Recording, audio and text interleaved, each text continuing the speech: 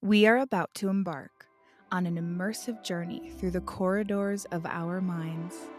Stand by as we prepare for departure.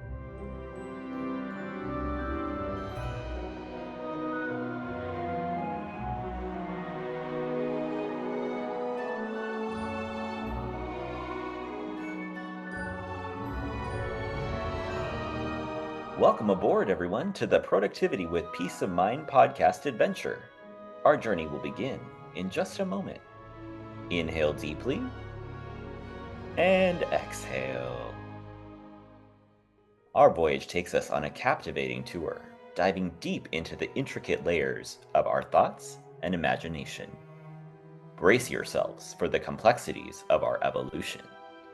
For a safe and enjoyable journey, stay seated, secure your helmet and protective goggles, and keep hands, feet, and legs inside while the ride is moving. Now relax and enjoy.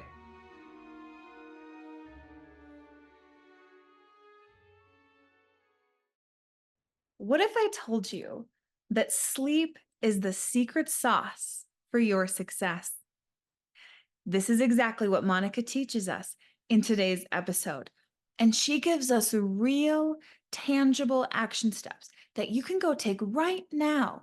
And during the episode or after the episode, you can start taking these steps right away to work on that inner work with yourself, get better sleep, and get more control of your life. Without further ado, let's go into the conversation. Monica is known as the sleep queen. We met through a book workshop and immediately connected. Really, what drew me to her, because I used to be a relaxation yoga teacher, and the power that comes from being able to truly sleep and get the rest that you need can be life-changing. And I remember I had a student come to one of my classes. It wasn't sleep yoga per se, but it was relaxation yoga. This was many, many years ago. And I just remember she came to one class, it was her first class. And when she came back the next day, she walked up to me so quickly and said, "I slept through the night." And I didn't know the background, and I was like, "Tell me more, like, what's going on?" And she said she hadn't slept, or she hadn't gone to bed without taking heavy sleep medication for years. And even with that, she wasn't sleeping soundly through the night. And so, she continued to come back, and just really that I didn't even know when I was teaching those classes, the power that can have. So I do know firsthand, Monica, how incredible that can be. So, Monica is an award-winning and best-selling author, bilingual sleep coach, and certified yoga therapist, helping women with sleep disorders get a good night's rest under her signature program called Sleep Simplified. What an awesome name. She has helped hundreds of clients overcome insomnia, reduce anxiety, and finish the stress cycle. Monica, tell us more about that. That is so incredible. Thank you so much. First of all, thank you for having me. And Yeah. wow, that intro, thank you. It warms up my heart to be here with you. We did connected, and it has been so interesting, right? Like we have a lot of things in common. And honestly, like we're texting almost every day and similarities and helping each other out. So I'm just very grateful to be here and have this conversation.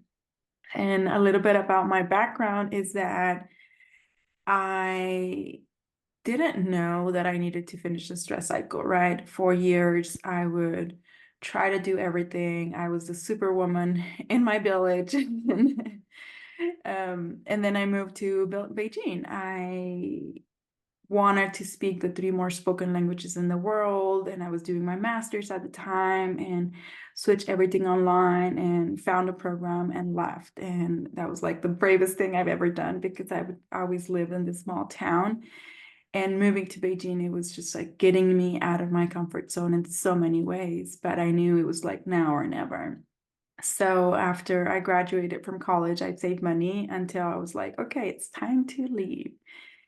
And for years, I was putting all my emotions and everything I felt like just under the cover, I mean, under the carpet. Yeah. And it was until I moved to Beijing that everything started to like explode, right? Like, oh, you're not paying attention to this. Well, here you go. Mhm. And and that's when I've learned about yoga therapy and what it does. And it's been years of up and downs because when I thought I had conquered insomnia, when my dad passed away, I didn't sleep for 4 nights. And that was like super scary.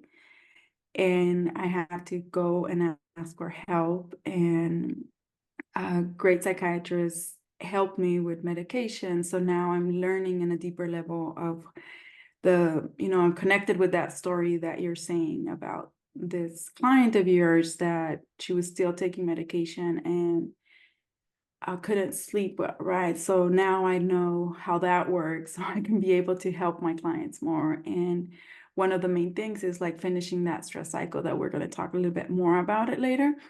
But it's not just one thing that's going on when you can't sleep. So for me, it was important to learn the process, I guess the hard way, to be able to teach my clients in simpler and more effective ways to be able to do that.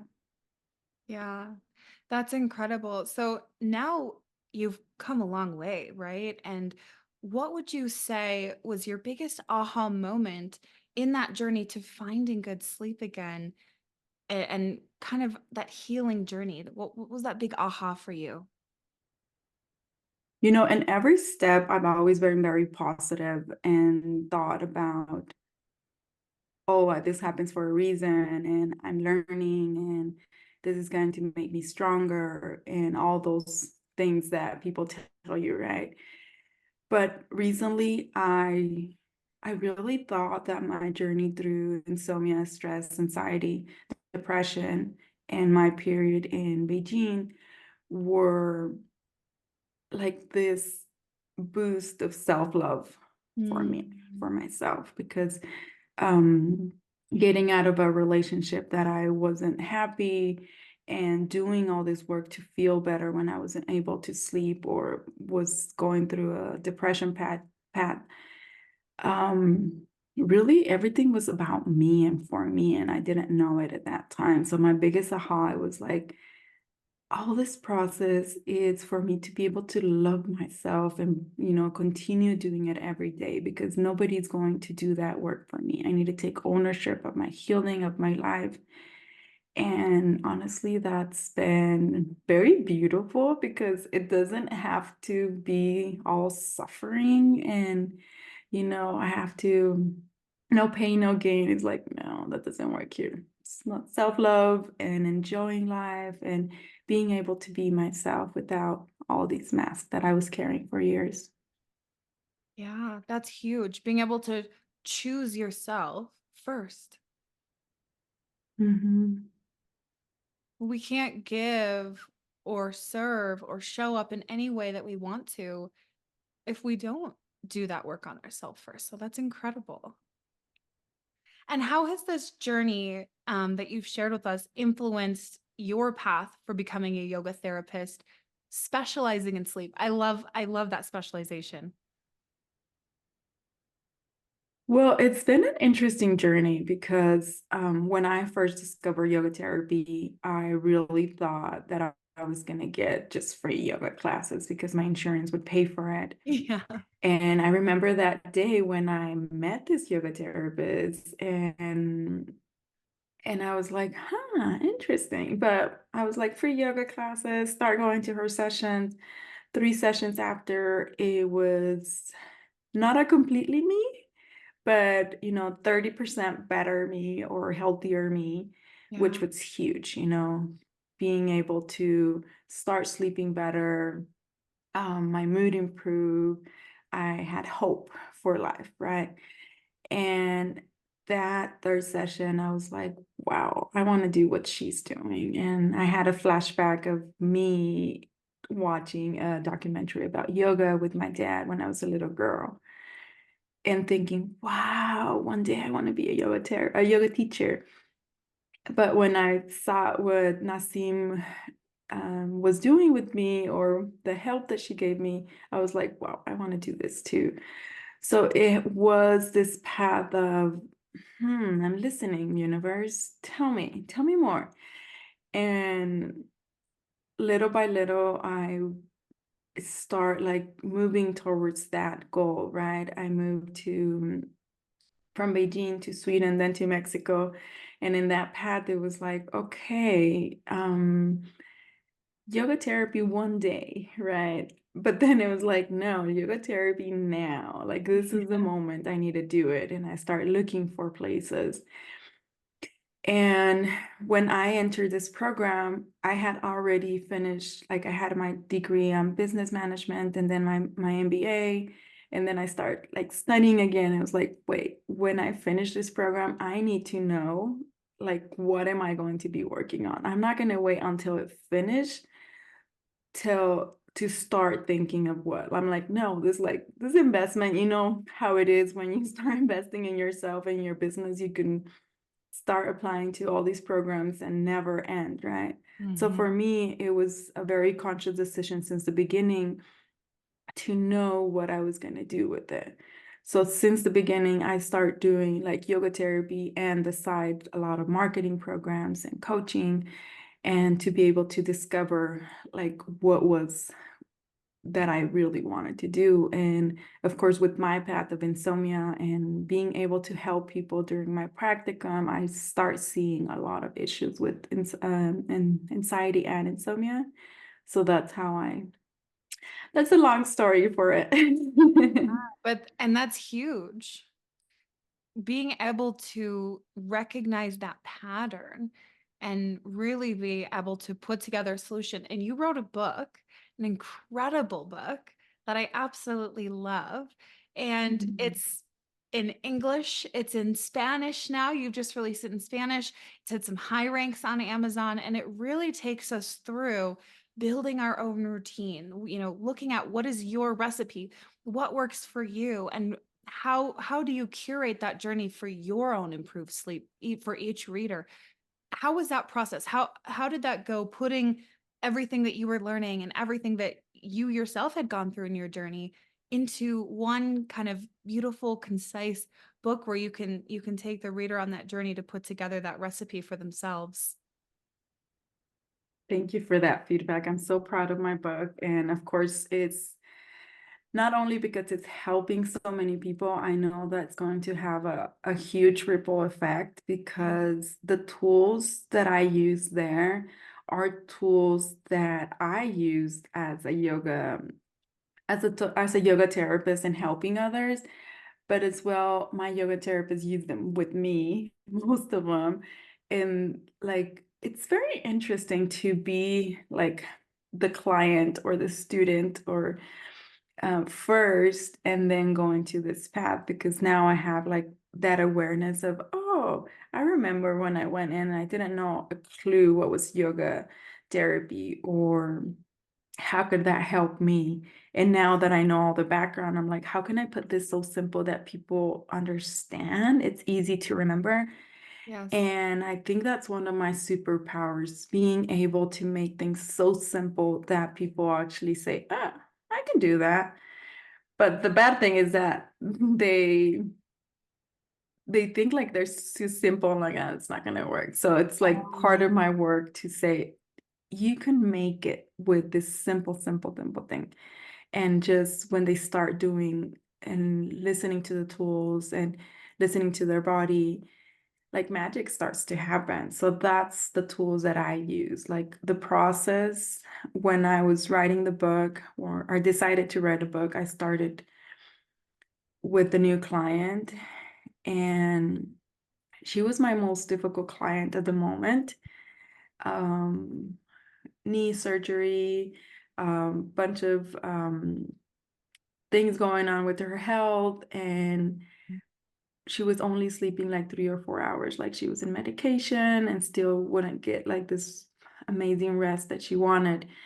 And in one session, she was able to sleep like 8 hours. And that same week, she started sleeping 8 hours, like 5 days a week.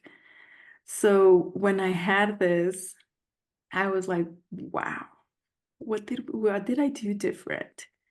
And how can I give these results to everybody that reads my book? So that was like one of the main things that it's even more simple that you could imagine, Yeah. but the power in consistency and taking care of yourself.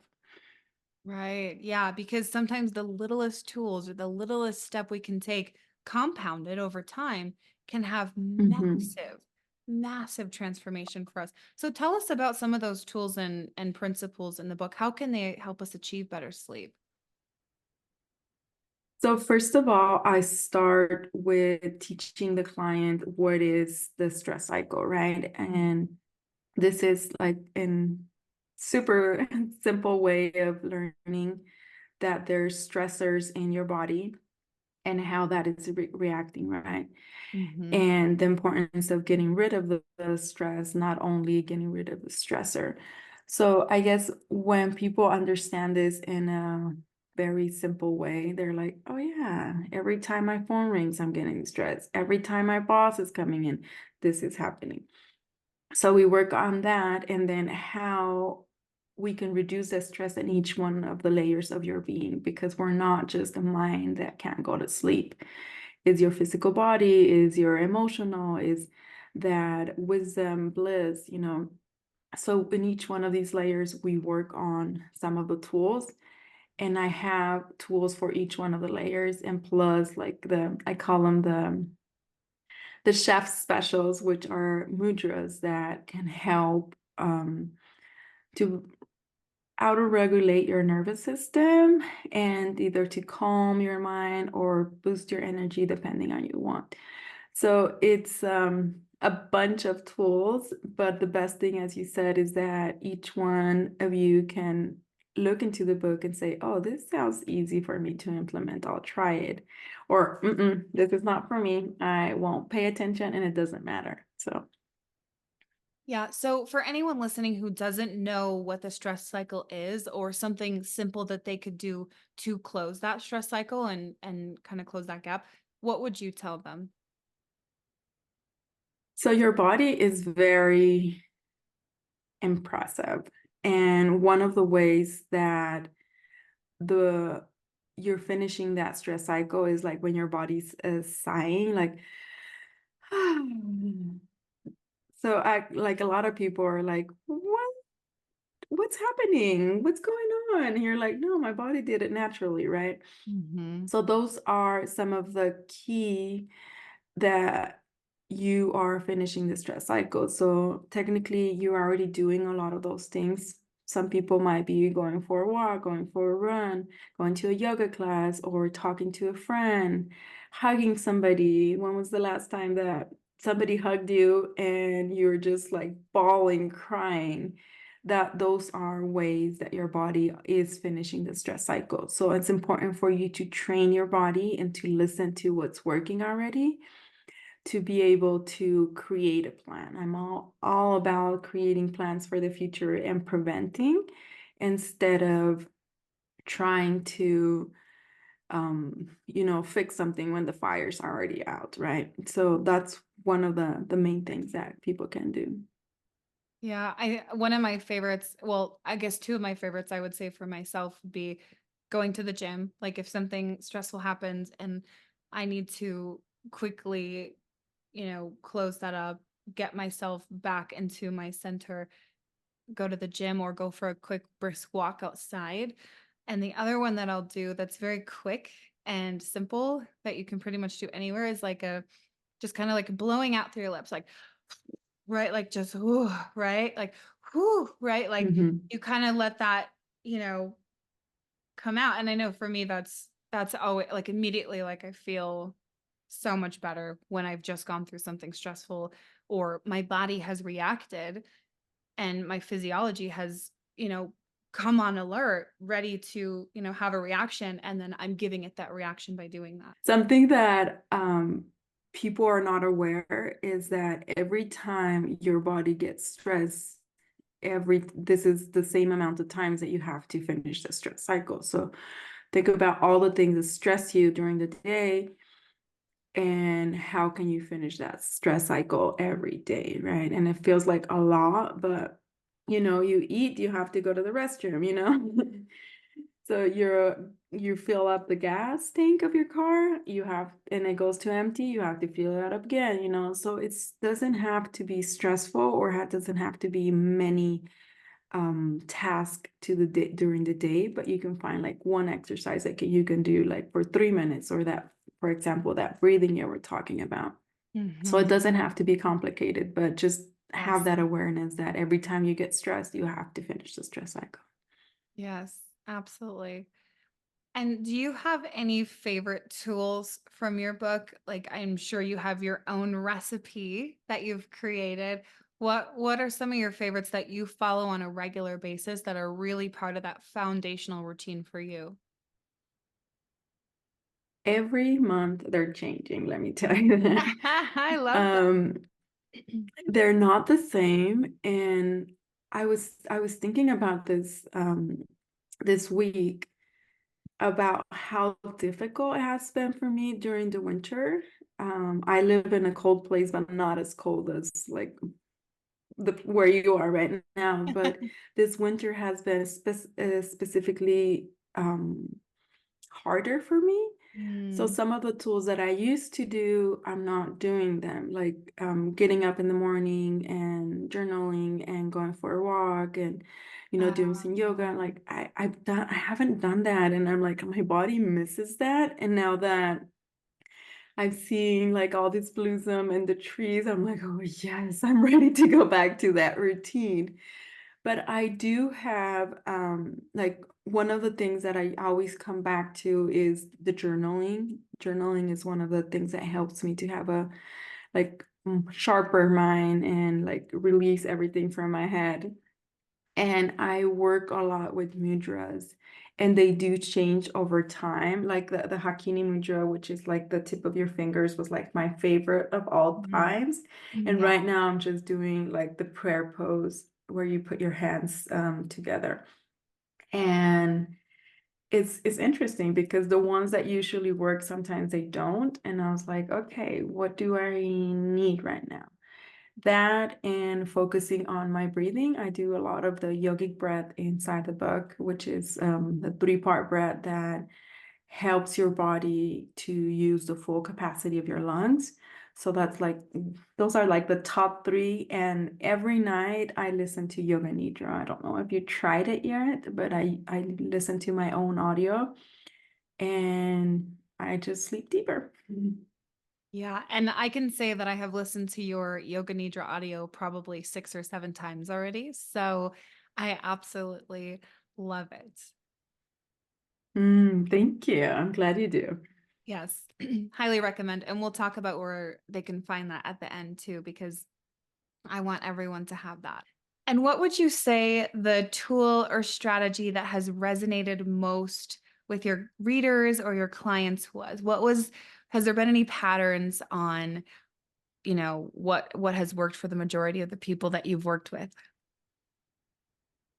Yes, at the beginning, there was a lot of patterns, and people would like breathing and mudras would be like, I had my to go, like 5 tools, and it would work for everybody.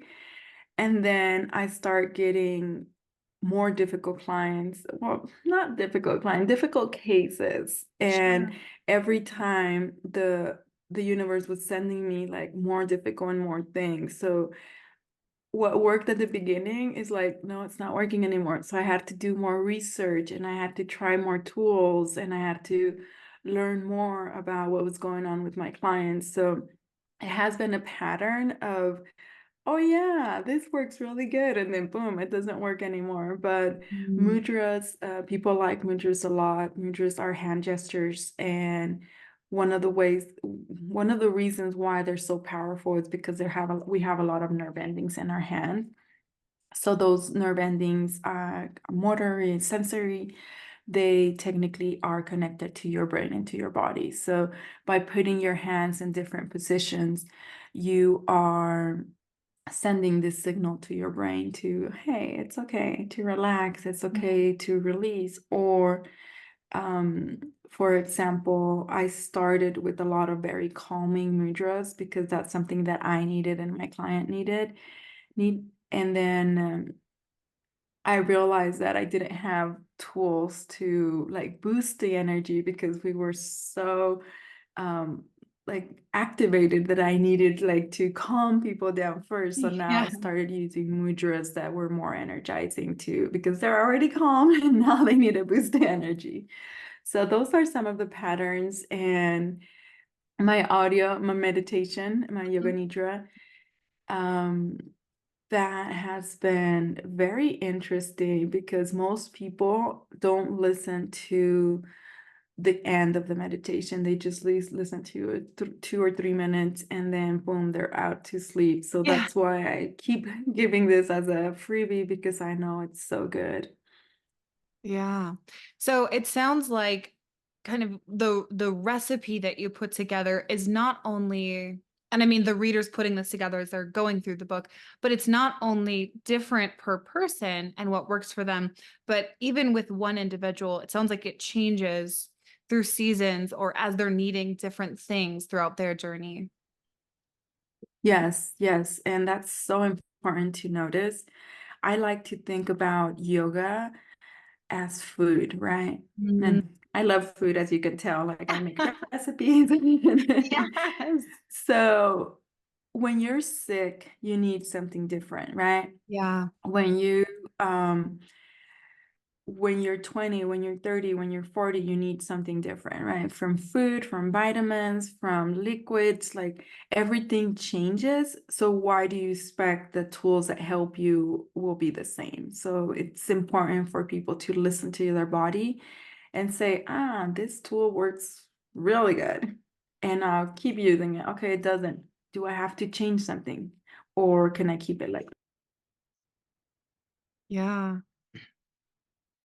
I love that, and I love that analogy. That's so cool because it also, I feel like, takes some of the pressure off, right? Of I have to follow this every single day. I have to do all these exact steps. So, for those of us who do have pretty full calendars or a lot of commitments and a lot going on in our lives, what is the best way you would recommend to implement? Because in your book, you talk about morning routines and evening routines. And I absolutely love that because I think that is so crucial and critical for setting your day up for success, being ready for that next night of sleep so that you are rested and you have taking care of yourself and what you need. So how can we implement that in an easy way that feels accessible without having to, oh, I have to commit to this whole other thing when my whole day is full of commitments already? So first of all, to notice that you already have a routine, Mm, even if you think you don't. It yeah. might not be a healthy one, but you Mhm. already have a routine. So from that routine, what's working and what can you change or upgrade, right? Yeah. Okay, I already have a routine, and these are like the 20 things I would like to change. Well, don't change them all at once. Yeah. Choose one, maybe once a week you change it, once a month, and create that routine and make it something that you're enjoying. Like I tell my clients that if they get really good sleep, it's like going for a vacation because they'll wake up every morning like refreshed and reset and happy. So how can you do it that your evening and your morning routine are part of that excitement instead of, oh, I can't go to sleep and now what? Yeah. I know one thing that I did and a change that I made after I read your book was I actually moved my physical movement of the day to the morning because what I found, it felt easier initially to have it at the end of the day because in the morning, I really wanted to be spacious and be able to read and journal and lay in bed and just kind of, soak in that luxury of relaxation, right? And really kind of take that into my day. But what I have found is putting that movement at the beginning of the day has eliminated this heaviness around my workout or walk or yoga or whatever I'm doing that day, because at the end of the day, I'm exhausted and I'm tired and I've already spent all of my, energy and willpower, and it's I've got nothing left in the tank, so I'm kind of dragging through the workout. And so putting it in the morning has really changed things out for me. So that's one thing that I've actually like adjusted after reading your book. I love it. And you know what? Like, if you read the book and it's gonna be, maybe you love it, maybe you don't, but if there's just one thing that you love and you think you can try, or an aha moment, if you don't take action, nothing is going to happen. And what I love about these tools that are so simple is that you start seeing, oh yeah, that 200-pound weight I was carrying to trying to do yoga or exercise during the day, I'm not doing it anymore. I can use all that energy to build my business, to have fun, to enjoy, right? And then you're going to take more action. You're like, okay, let me open the book and see what tool might work today, and then you start building up. And as you said at the beginning, like that compound effect, it really adds up. Like when you treat your body, when you treat yourself good, it adds up. Absolutely. And when you look at the people that you've worked with, it's I'm sure there's a pattern of the type of people that do struggle with this. But when we look at leaders and busy professionals, as we're talking about, like busy calendars and full calendars and lots of commitments, tell me about a transformation that you've seen with one of your clients who maybe was in a leadership position or a business professional of some sorts who did have a lot going on. And what was that transformation they had, and how they learned how to implement that better sleep into their life? What did that look like? So I have a client that she was sleep deprived for 3 years. She had her own business and had a new baby, right? Oh. And she didn't realize she was sleep deprived for so many years until she was in my Instagram and saw one of my stories. And I suggested to not put her alarm for a whole week. I know this is something that not everybody can do, but if you have the power to not put an alarm and give yourself that time to, first your body's gonna rest and get that rest that it needs, right? And then you're gonna see like how many hours do you actually need, because it's so easy, like, yeah, 6 hours, it's fine. I thought that in the past, and now I know that I need 9. So it's like, okay, it's very important for them. And she was able, like after a week, she's like, I feel like a new person. Like Mm. I'm a better mom. My business is going great, and a lot of things have changed. So I feel like that wasn't like a bunch of things that she did, but she carved out the time to say, okay, you know what, this week I can put everything in pause and I'm focused on myself. And it was life changing. And now she knows how many hours she really needs. So if something's going to change in her life, that is her priority right now. Oh, that's incredible. I remember when I first learned that my body needed 9 hours of sleep, I was devastated because I was like, what? That's so much time that eats into this and that, right? Like, Mm. being a very ambitious person myself, I'm always, having all these projects and things going on. And so for me, initially, that was really hard to accept that I did need 9 hours of sleep. And now I revel in it, right? Like Mm. I enjoy that so much. And I prioritize it over everything. I remember I was watching your story on Instagram and you were talking about party tricks. And party trick number 3 was leaving the party early to go home and get your sleep. And I was like, yes, like sing it, because that is exactly what I do.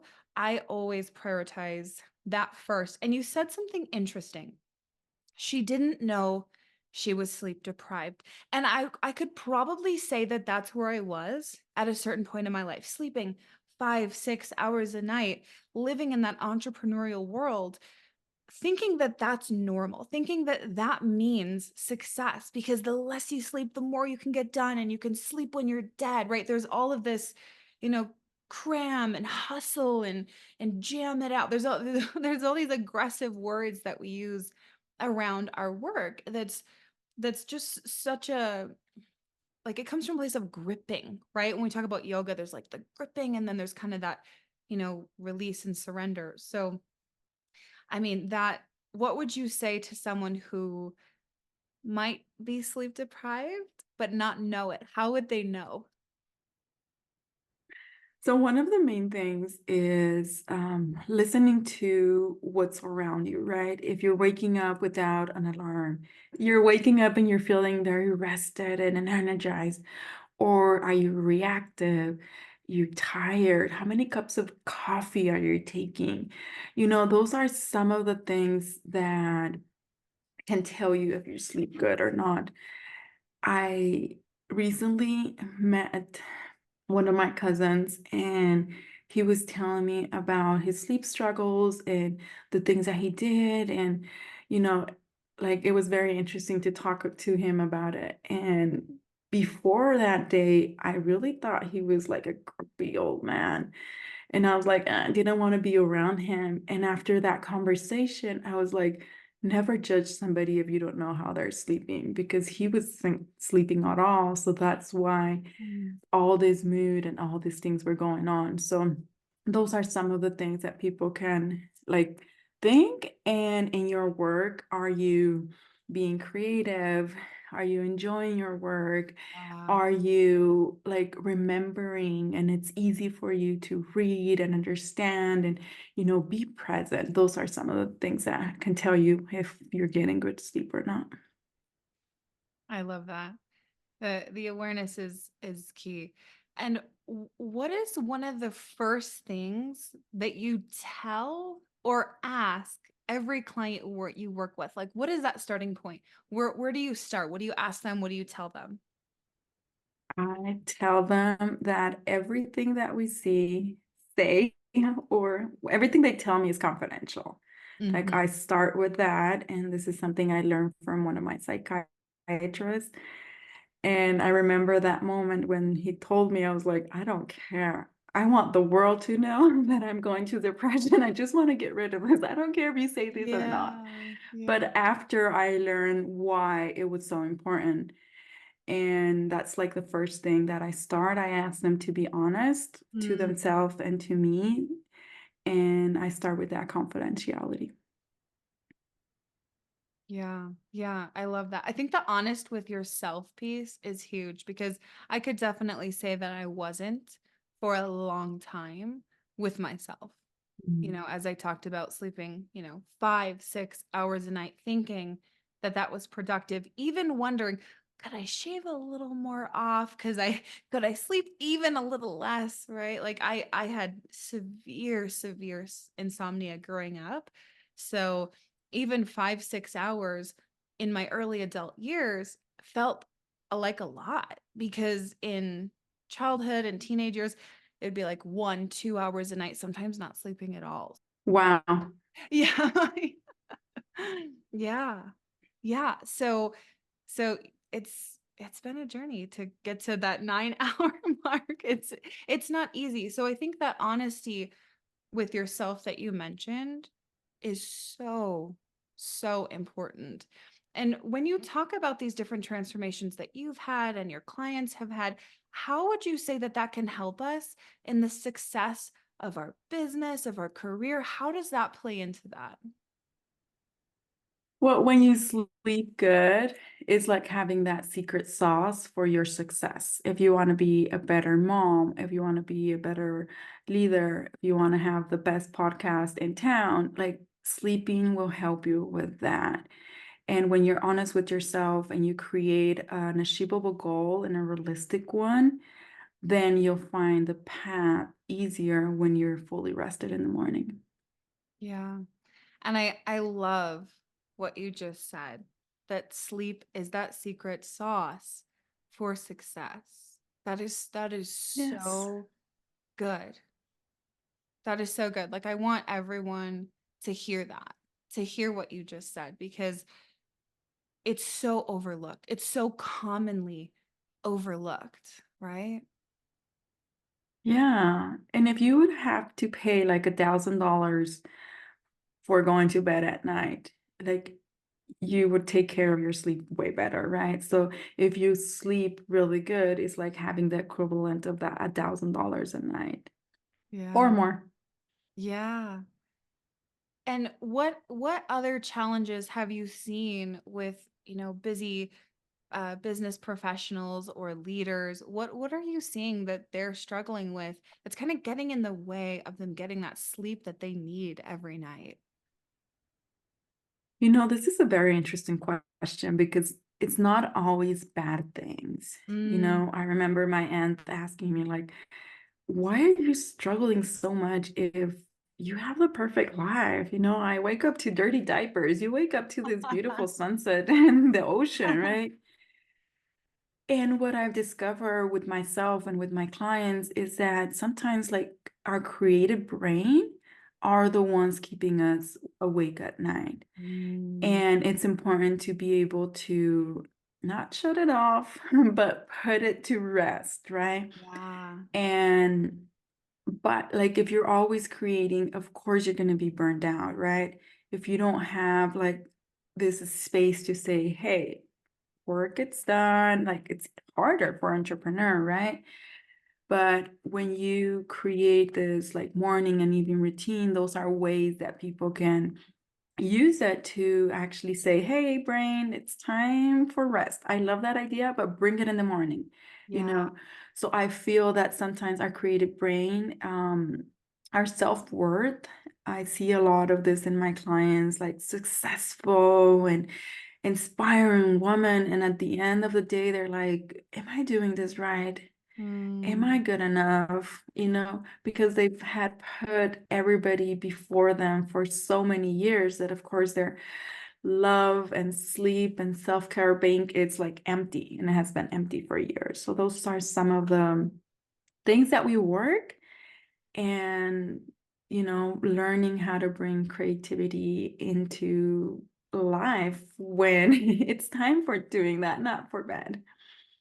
Yeah, I personally have been so guilty of that because I will get an idea, or even this year, as I've been, came up with the idea for my podcast and I'm creating this podcast and I'm getting ready to launch it and getting to launch some other projects.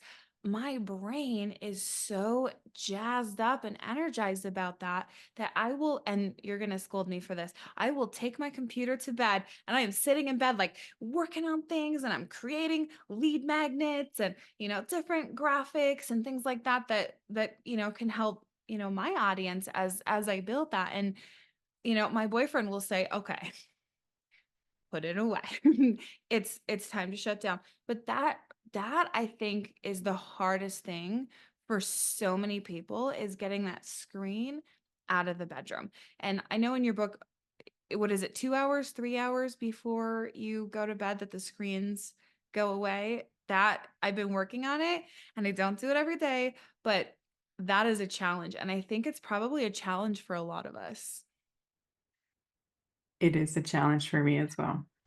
It's and Yeah. you know what? Like I heard this in a podcast from Brené Brown a couple years ago, and they were talking about having the perfect balance, and they're like, no, there's never a perfect balance. Yeah. We prefer to call it a blend. And I got that idea from there. I was like, yeah, have a healthy blend. Like Yeah. if one day you want to work and you want to stop for 3 days, like go ahead and do it, but just be conscious about it and say, okay, after this, how am I going to rest? How am I going to come back to my routine, right? A couple years ago, I did this challenge with myself of not seeing my computer or my phone after 7 p.m.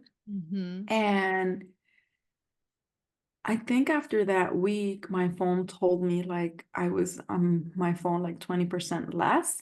And Wow. I think that was the equivalent of my like how my sleep improved. Like I think I slept 24% better that week. Ah, And I read like 2 books, and I was always complaining I didn't have time for reading, and I was more productive, and I had a good new client, and things just starting to flow. But I saw that how do you correlation. say it? Correlation. Yes, coloration.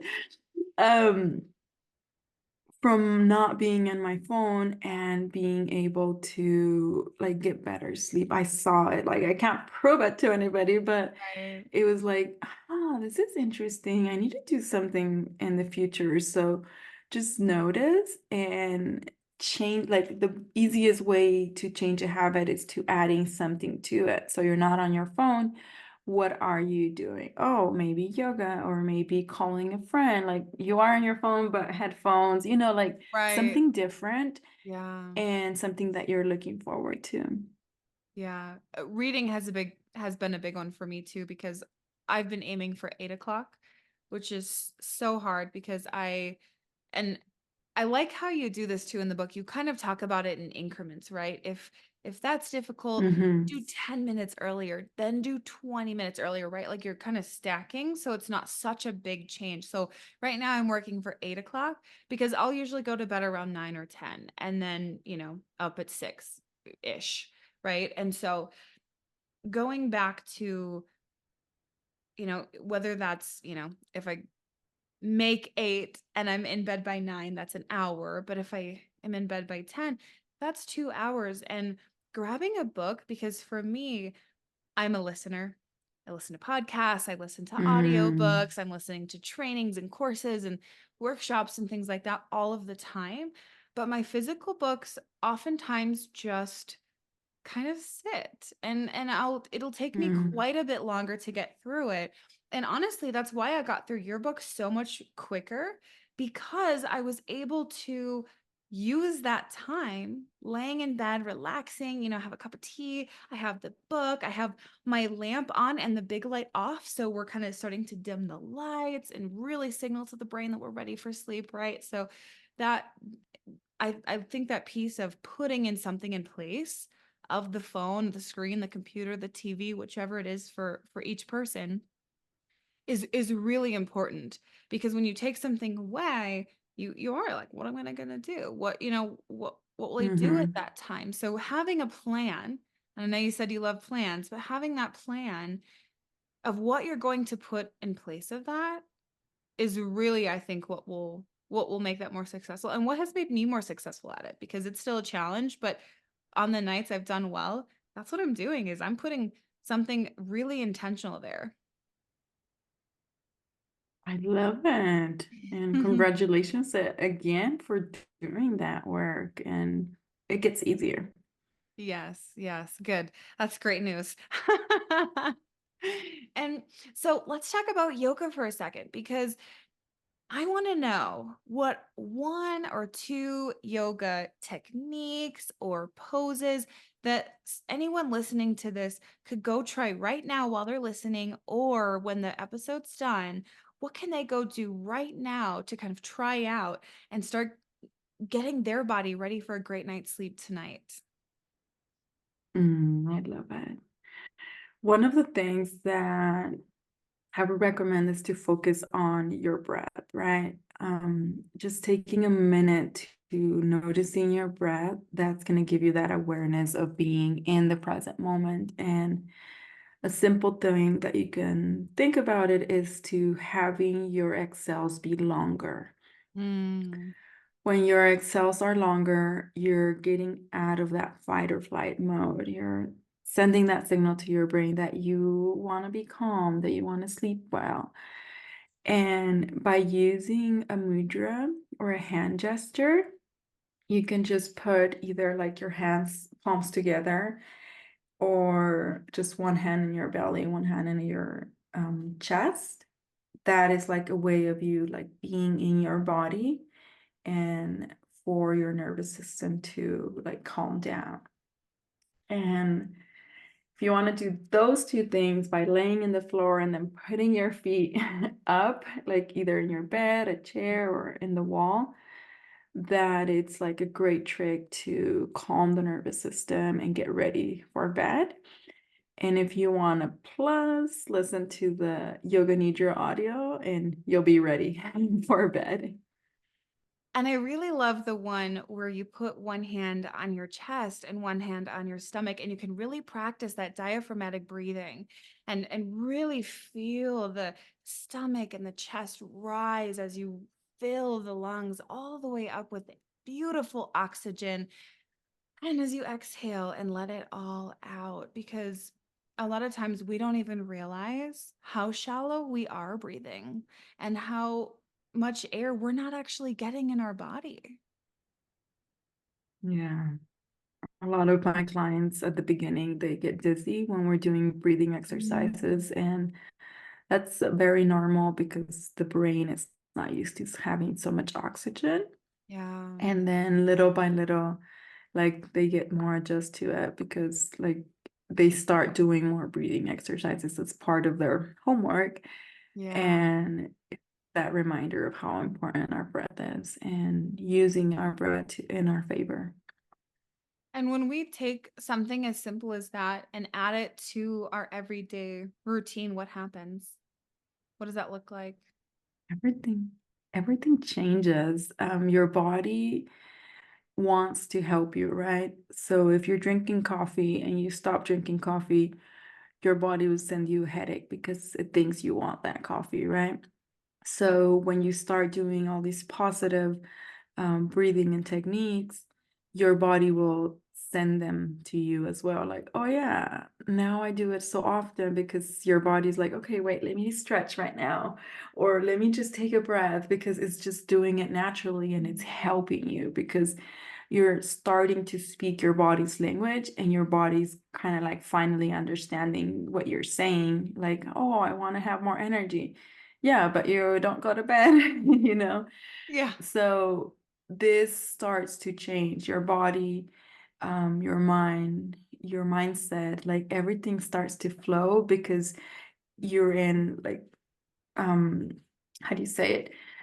Like what you're thinking, what you're wanting, like you're doing it in the same direction instead of saying, I want better sleep, but then you don't pay attention to anything that you're really want to do.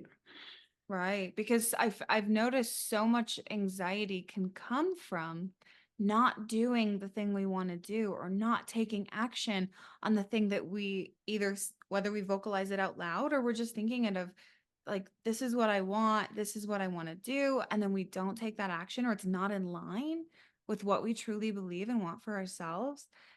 That brings up a lot of anxiety because it's a misalignment. Yes, and health issues. And I've been there, like feeling all this frustration and that, not liking myself and trying to be nice to everybody else. And that frustration, anger, resentment took Yeah. me to the hospital like multiple times. And it's not a nice place to be. And you can save all that money and go shopping or go on Yeah. a vacation instead. Or invest in a sleep program. Yes. Are there any misconceptions, misunderstandings that you've noticed or that happen around whether it's, the specialization in sleep or yoga therapy itself that you wish everyone knew differently or understood differently? But one of the most common things that people say is like, I don't have time to Mm, do a program, or I don't have money, or I'm not good at yoga. And honestly, with yoga therapy, we work with the client where they start, where they are. And if you can breathe, you can do yoga therapy. If you can breathe, you can do yoga, right? Like it doesn't have to be all these crazy physical things you see out there, but just starting to breathe correctly, for example.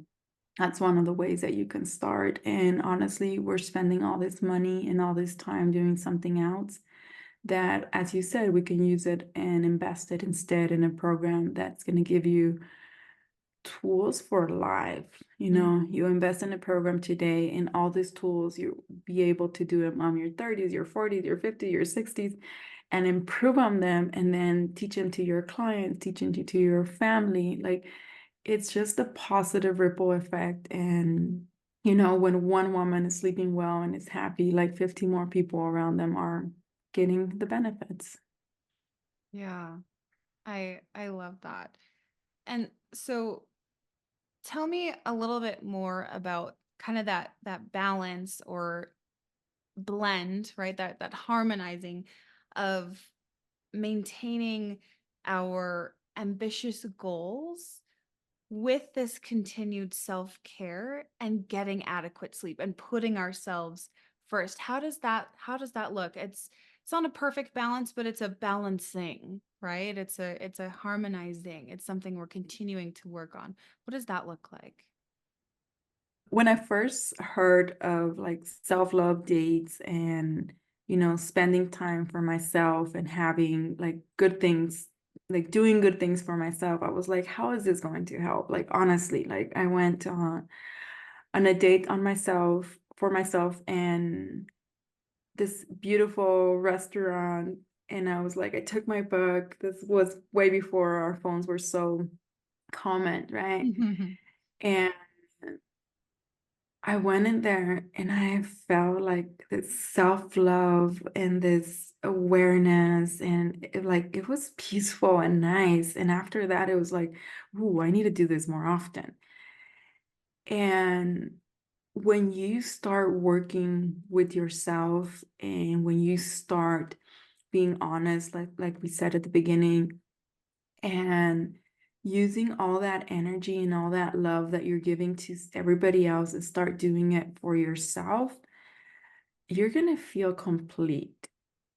And the clarity that you're going to have about what you don't want is going to take you to where you really want.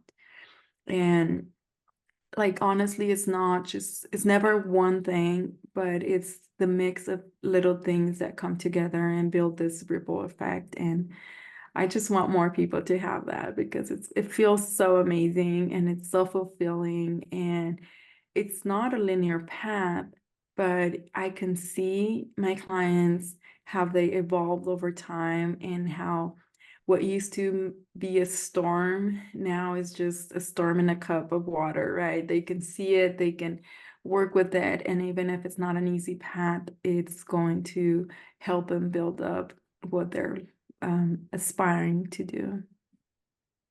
That's amazing. I love that visualization of putting the whole storm into one little cup that it's still there. We haven't eliminated it or gotten rid of it, right? Because we can't get rid of struggle and challenges in life.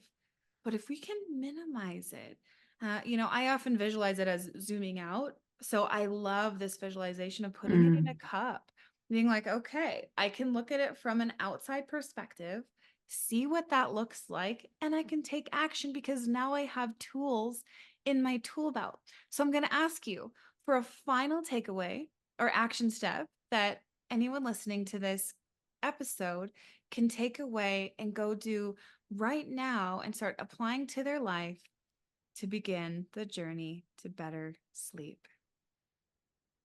Ooh, the juicy part, guys. First of all, go get my Yoga Nidra. That is such a lovely tool to get the equivalent of 1 hour of rest in 10 minutes. That's going to help you to get better sleep at night, or if you want to have it during the day to before a meeting or a podcast interview. Mhm. You can get that at monicalebaron.com/free yoga nidra. And I think Lindsay will put that in the show notes. And do that right now. You're going to thank both of us later. And get a copy of my book, also at monicalebaron.com. This is the easiest, simplest way to get the thousands of dollars I invest in therapy and teachings. And the years of my knowledge, you can get them there. That's the easiest way to do it. And if any of these stories resonate with you and you want to speed up that process, in my website, you can also book a call to see if we're the right fit to work together.